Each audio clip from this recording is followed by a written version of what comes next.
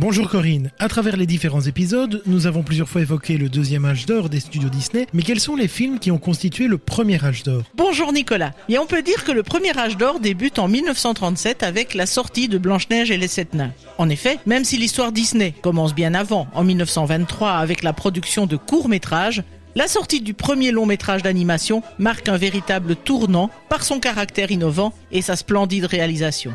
Les projets vont ensuite s'enchaîner, d'abord avec Pinocchio qui sort aux États-Unis en 1940, ainsi que Fantasia. Ah, pourquoi aux États-Unis seulement? Eh bien parce que l'Europe est en guerre et elle ne connaîtra donc les films qu'après celle-ci, c'est-à-dire en 1946 seulement. Ceci explique les faibles recettes engendrées. Heureusement, Dumbo qui sort en 1941 rattrape un petit peu le déficit en rencontrant un succès égal à celui de Blanche-Neige. Et puis il y aura Bambi qui suivra en 1942. Bon, quand même, il est étonnant que cette période soit qualifiée d'âge d'or si les succès sont tellement inégaux. Comment peut-on l'expliquer?